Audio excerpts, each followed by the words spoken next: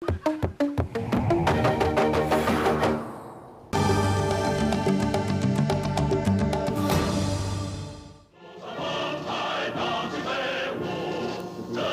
了提高战力，防范敌军侵袭，驻台国军第70军举行野营演习，国军弟兄们全副武装，认真演练。当他们发现状况时，互相掩护前进，攻打目标，争取胜利。The Second World War was over. There was no war then. They were recruiting soldiers to protect Taiwan. At least that was what my father told me. I didn't know I would end up in the mainland. Why did I join the military? Well, after retrocession, Kuomintang came to Taiwan. They lied to us, saying we could learn Mandarin. We spoke Japanese at that time. We wanted to learn Mandarin, so we registered.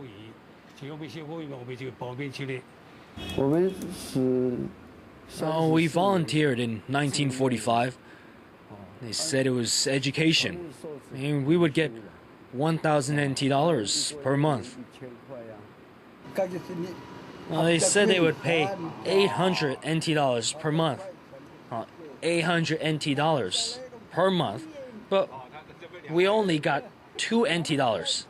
2 NT dollars per month. I ran away once, but I was caught and sent back. I walked back here all the way from Yilan's farm. I was caught and sent back. They almost killed me and with their spankings. My rear end was swollen. After 3 spankings, I couldn't take it. I fainted. After that, I never tried to escape again. 国军第70军野营演习，国军弟兄全力以赴，战绩纯熟，士气高昂。他们有足够的力量来保卫台湾的安全。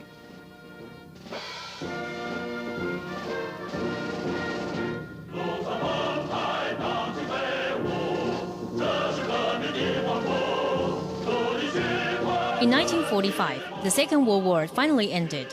In October that year, the 70th Brigade of the Kuomintang Army in Taiwan ran ads in newspaper seeking volunteers to back up the troops in Xuzhou in mainland China. The recruits departed from the ports of Keelung and Kaohsiung to Shanghai. After we boarded the ship, 5 of us jumped off and escaped. So what happened afterwards? They were afraid we would all jump ship, so they locked the ship's doors and wouldn't let us out. They confined us at the bottom of the ship, at the very bottom. When we left from Kaohsiung port, some were brave and escaped by jumping off ship. When they jumped, the soldiers shot them with machine guns. No one knows how many of them made it to shore alive. Some of the young Taiwanese, after several battles in the mainland, were captured by the enemies and later joined the communist military. Some volunteered to join in order to survive, while some others were snatched during their escape and forced into the communist troops. We were captured during the Huaihai campaign, or Battle of Xubang in Shandong. The 70th Brigade was surrounded by enemies. They surrounded us. Even our brigade commander was captured. Later,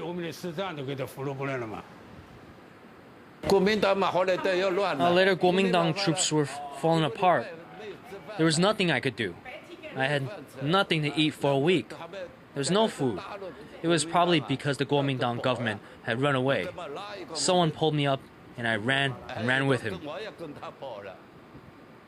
In December of 1949, Kuomintang government retreated to Taiwan, leaving behind the Taiwanese soldiers in captivity.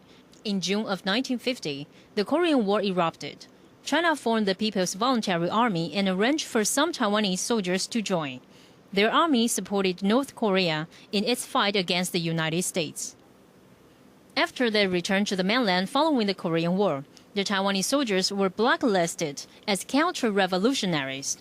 In 1951, when China launched the 3 anti and 5 anti campaigns, they became targets of persecution. They were charged for spying for Kuomintang or being anti-revolutionaries. Some were sent to the labor camps for reform, while others suffered public insult or torture. Therefore, many dared not reveal their Taiwanese identity.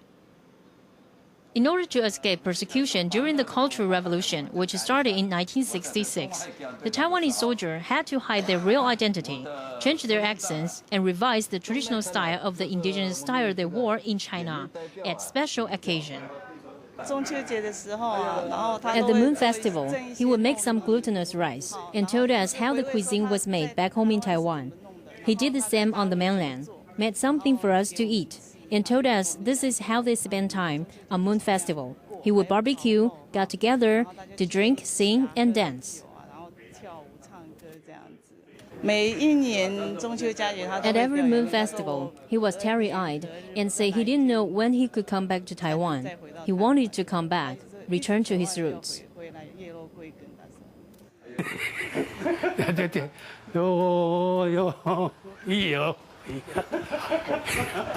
这个怎么没有歌？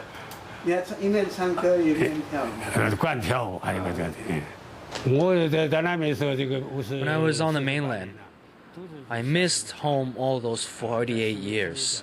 I dreamed about my home all the time. I could not control my tears whenever I thought about coming back. He sobbed often.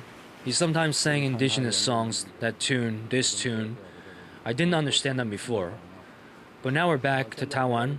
I hear the songs a lot, these Puyuma songs. Then I suddenly remember the songs my father used to sing. Perhaps singing is an expression of remembering his home.